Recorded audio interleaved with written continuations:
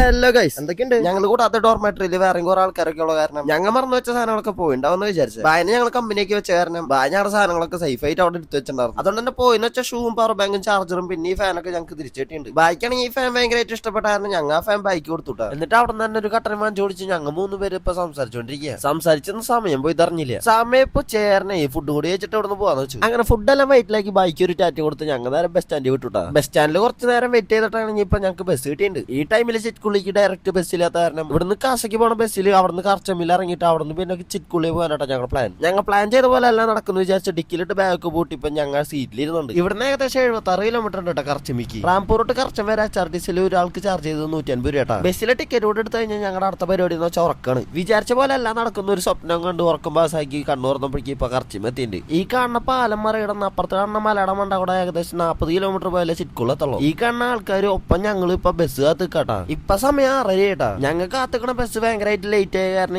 ഇന്ന് ബസ് ഉണ്ടാവും എന്നുള്ള ഡൗട്ടാന്ന് അയാൾ പറഞ്ഞു. ഒരു കൺഫ്യൂഷൻ ആയി. ഇന്നാണ് ചിറ്റ്കുള്ളിലേക്കും ബസ്സില്ല. ഇനി സൺഗ്ലേക്ക് മാത്രം ഒന്ന് പോകാൻ പറ്റുള്ളൂ. നാളെ സൺഗ്ലാസ് ടു ചിറ്റ്കു 10 മണിക്ക് ബസ് ഉണ്ടെന്ന് പറഞ്ഞ രാവിലെ.